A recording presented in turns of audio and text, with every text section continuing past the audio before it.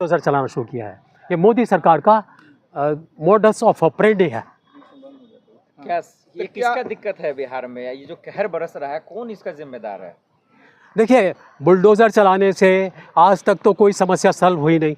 UP में तो कितने सालों से बुलडोज़र चल रहे हैं, मकान तोड़े जा रहे हैं, ध्वस्त हो रहे हैं, नारेबाजियाँ हो रही हैं। केवल ये माहौल बनाया जा रहा है कि लोग बौखलाए रहें, चीखते पुकारते रहें। एक मकान तोड़ दो, लाखों लोग चिल्लाएंगे।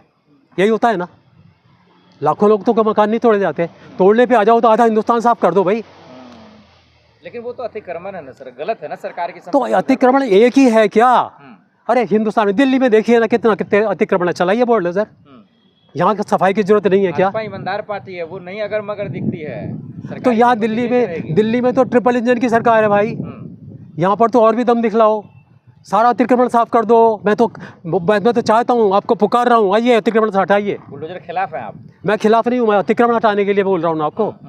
तो फिर विरोध क्यों कर रहे हैं आप? मैंने विरोध नहीं किया है, मैंने सही बात कहना चाहता हूँ। वो चाहता हूँ कि अगर आपको बुलडोजर चलाना है तो ईमानदारी से चलाइए, न्याय के साथ चलाइए। मैं न्याय के पक्ष में हूँ। ये न्याय नहीं हो रहा है। नहीं, कागजी तौर पे ही तो चला रहे हैं, कैसे न्याय नहीं हो रहा बताइए आप तो बोलेंगे ना कैसे नहीं हो रहा। एक घर पर बुलडोजर चलाने से एक घर पर बुलडोजर चलाने से आतंकवाद खत्म हो जाता है। एक घर पर बुलडोजर चलाने से आपका भ्रष्टाचार खत्म हो जाता है। एक बुलडोजर चलाने से क्या आपका अतिक्रमण खत्म हो जाता है। ये मंदिर का घंटा नहीं है कि बजा दिया तो सबके लिए आरती हो गई।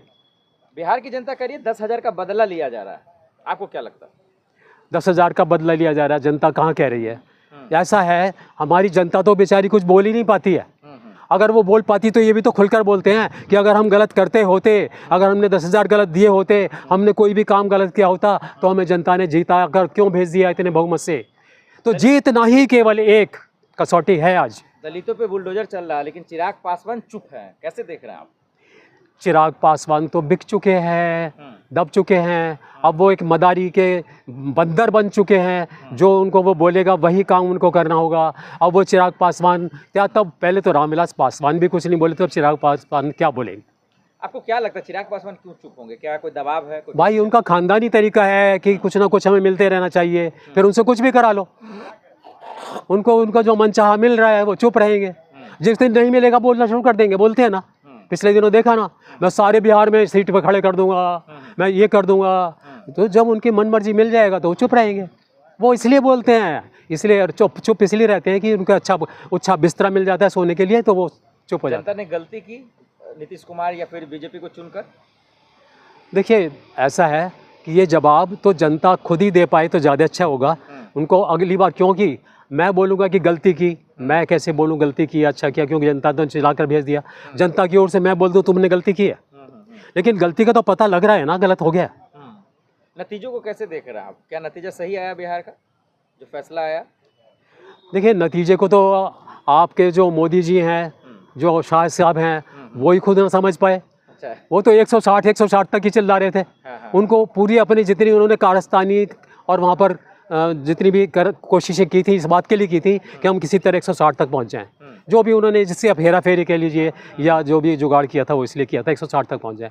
लेकिन वहाँ 204 आ गए, वो हैरान रह गए।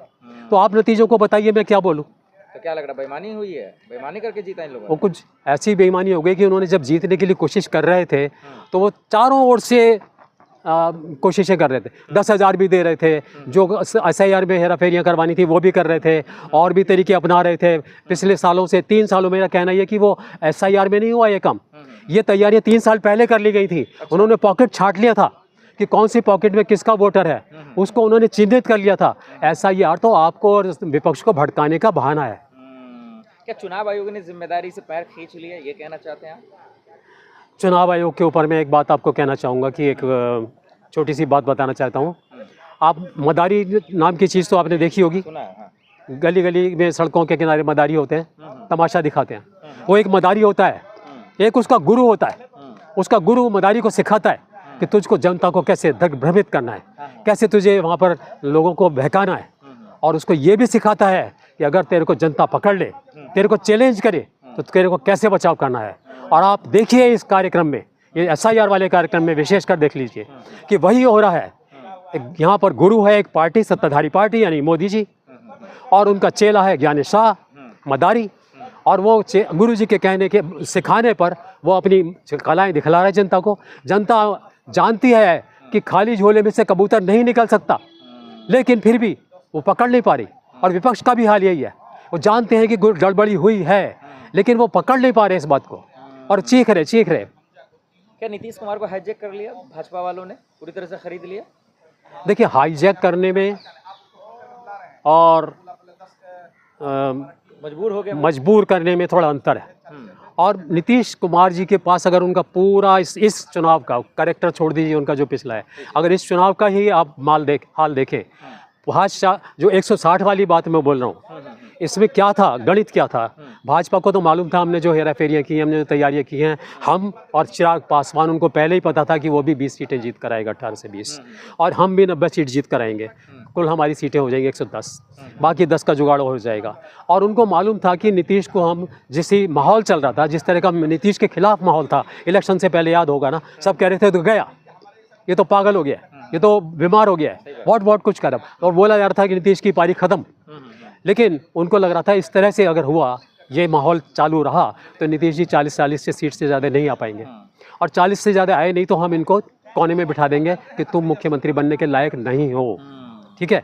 और हुआ क्या कि वो जो तैयारियां की गई थी, और इन्होंने भी बार बार बोला नीतीश के मुखड़े पर चुनाव लड़ रहे हैं, नीतीश के मुखड़े पर, जनता ने भी उसी में आ गए रो में, और कुछ जो इनकी तैयारियां थी उससे करके, और हुआ क्या कि बाकी विपक्ष का तो वोट कट गया और नीतीश कुमार को वोट मिल गया वो, और ये 85 सीट पर आ गए, तो गए 85 सीट पर। अब ये नहीं है कि आप सोचें कि 85 सीट आने की वजह से इन्हें मुख्यमंत्री बना दिया गया है, ये अभी भी उसी खेल में खेल रहे हैं। 85 सीट जीतने के बाद भी ये कहीं जा नहीं सकते, ये मोदी के कब्जे में है। उनको मालूम है अगर यह जाएगा कहाँ जाएगा, 85 सीटें लेकर चला भी जाए तो उन्होंने पहले ही तैयारियां की थी कि अगर नीतीश ने हमें आंखें दिखलाई तो हम इसको आधा कर देंगे। और वहाँ पर उन्होंने तैयारी की थी 2-1 लोगों के साथ मिलकर कि अगर ये नीतीश ने हमें आंखें दिखलाई तो तुम पार्टी तोड़कर हमारे साथ आ जाना। जो खेल उद्धव ठाकरे के साथ इन्होंने खेला था महाराष्ट्र में, वही नीतीश के साथ होना था। तो नीतीश के साथ कोई ऐसा नहीं है, वो मजबूर है। क्या इलाज है तो नीतीश के लिए, क्या कुछ कर सकते हैं, कुछ करने की क्षमता है उनमें? देखिए, नीतीश जी ने जो बीजेपी के साथ हाथ मिला रखा है, वो तो एक सुसाइडल अटेम्प्ट है। नहीं, गरीबों पे जिस तरह से अत्याचार हो रहा है, बुलडोजर ही रोक देते, बिहार वासियों के लिए सोच लेते। तो अब कोई नीतीश से पूछकर थोड़ी काम होता है वहाँ पर, ये भूल जाइए पिछली बार भी नीतीश से पूछकर कोई काम नहीं हो रहा था, और अब तो बिल्कुल भी नहीं होगा। अब वहाँ पर देखा ना किसको बना दिया है उन्होंने गृह मंत्री, किसको बना दिया है वित्त मंत्री। नीतीश के पास क्या है? सही बात, कुछ भी नहीं। और नीतीश के पास मैं कहता हूँ आप सारे हथौड़े दे दीजिए, फिर भी नीतीश हथौड़ा चला नहीं पाएंगे। आखिरी सवाल, आप लोग कह रहे हैं कि चोरी हुआ, घोटाला हुआ, विपक्ष भी कह रहा है, लेकिन पकड़ा तो नहीं रहा ना सर। मैंने बोला ना, जब मदारी वाला एग्जाम्पल दिया उसके बाद कहने के लिए कोई और सवाल है आपके पास? मदारी को पकड़ पाए हैं आज तक? अब पकड़ पाए हैं तो बताइए। मैं तो कहता हूँ वो मुंह से सिक्के पे सिक्के निकाले, एक सिक्का मुंह में डालता है 50 निकालता है। मैं कहता हूँ फिर मैंने उसको पूछा तो फिर सड़क पर क्यों मदारी होता है, तमाशा दिखाता है। लेकिन ना उसके पास जवाब है ना मेरे पास सवाल का जवाब है।